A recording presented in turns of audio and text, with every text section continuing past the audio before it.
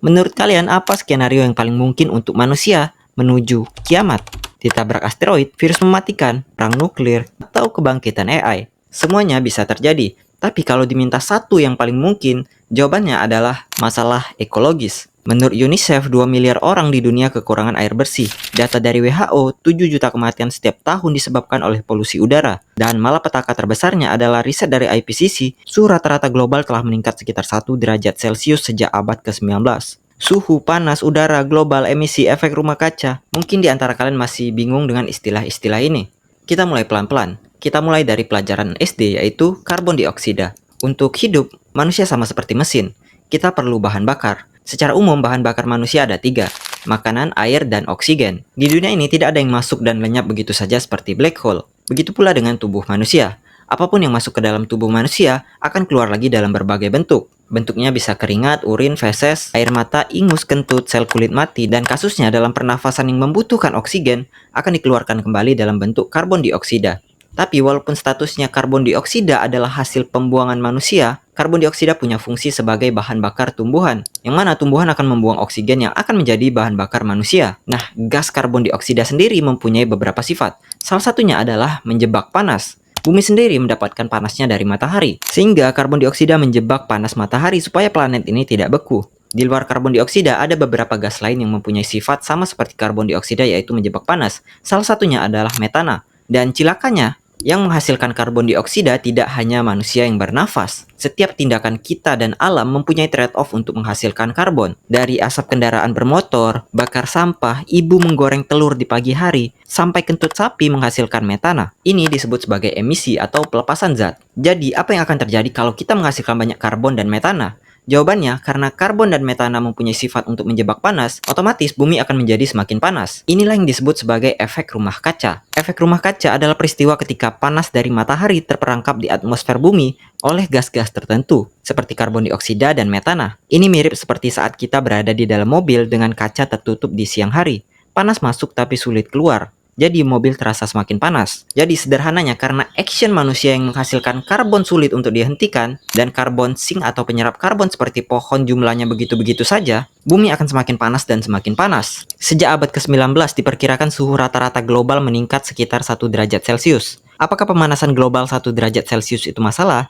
Sejak tahun 1880, rata-rata permukaan laut global telah naik sekitar 21-24 cm. Semakin tinggi suhu global, semakin cepat pula es Arktik mencair. Semakin cepat es Arktik mencair, semakin cepat pula Pulau Jawa tenggelam. Belum lagi resiko kematian akibat gelombang panas. Diperkirakan 70% terumbu karang di dunia akan mati apabila suhu global mencapai 1,5 derajat Celcius dan punah total apabila mencapai 2 derajat Celcius. Oleh karena itu, ketimbang kita mati ramai-ramai, bagaimana kalau kita mulai pikirkan bagaimana caranya supaya kita tidak terpanggang hidup-hidup?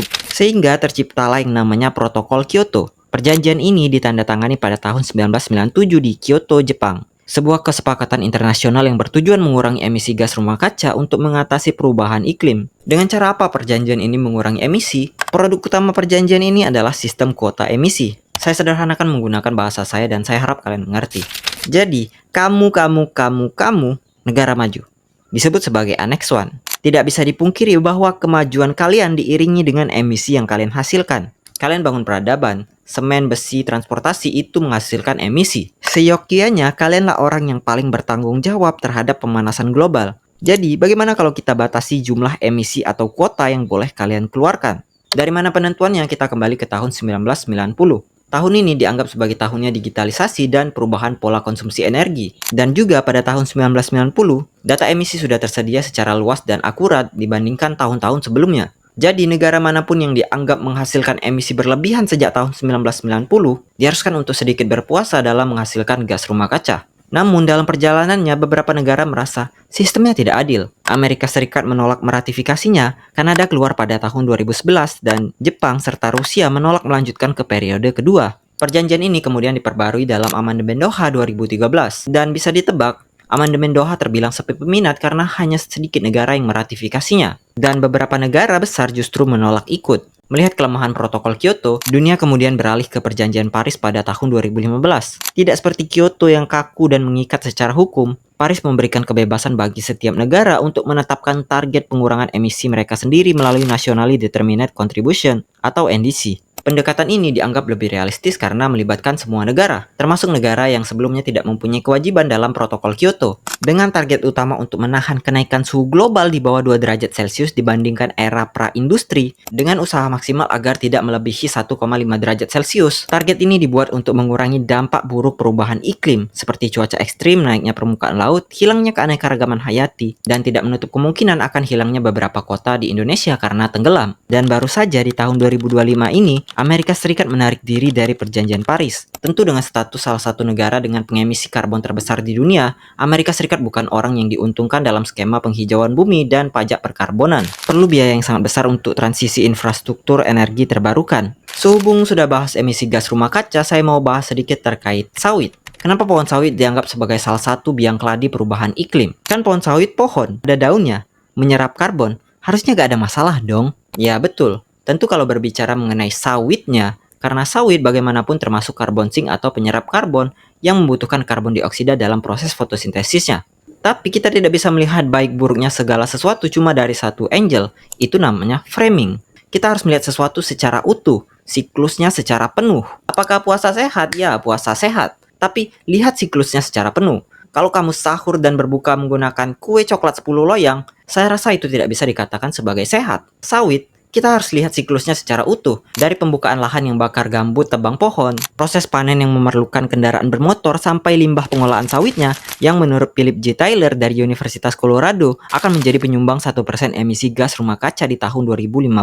Sehingga dengan status pohon sawit yang pohon, kan ada daunnya, menyerap karbon, tetap tidak sebanding dengan kerusakannya. Itu tadi sedikit intermezzo. Pada tahun 1972, sebuah esai yang ditulis oleh Christopher Stone berjudul Should Trees Have Standing mengajukan cara baru dalam memandang alam, yang mengusulkan bahwa alam termasuk pohon, hutan, sungai, dan entitas lingkungan lainnya seharusnya diberikan hak legal atau kedudukan di mata hukum, sama seperti manusia. Karena menurut Stone, tanpa legal standing yang jelas, lingkungan hanya bisa dilindungi secara tidak langsung oleh pihak yang terkena dampak, seperti warga atau organisasi lingkungan. Namun jika pohon, hutan, ekosistem mempunyai hak hukum, mereka dapat diwakili secara langsung dalam pengadilan untuk mencegah eksploitasi atau perusakan. Kalau perusahaan yang statusnya benda mati bisa menggunakan pengacara membela diri di atas pengadilan ketika ada yang mengganggunya, kenapa alam tidak? Pelestarian hutan sendiri menjaga keseimbangan ekosistem, di antaranya menyerap karbon dan melindungi keanekaragaman hayati. Selain itu, hutan menyediakan sumber mata air, mencegah bencana alam, serta mendukung ekonomi masyarakat melalui hasil hutan dan ekowisata. Hal ini disokong dengan resolusi PBB A/76/300 yang diadopsi oleh Majelis Umum PBB 28 Juli 2022. Resolusi ini menegaskan bahwasannya lingkungan yang bersih, sehat, dan berkelanjutan adalah bagian dari hak asasi manusia yang harus dilindungi. Resolusi ini menggarisbawahi bahwa perubahan iklim, degradasi lingkungan, dan hilangnya keanekaragaman hayati merupakan ancaman besar bagi kesejahteraan manusia, serta menyerukan tindakan global untuk mengatasi masalah ini. Lihatlah alam dengan lebih mendalam, maka kamu akan memahami semuanya dengan lebih baik. Albert Einstein. Sekian video kali ini, see you on the next video. Bye-bye.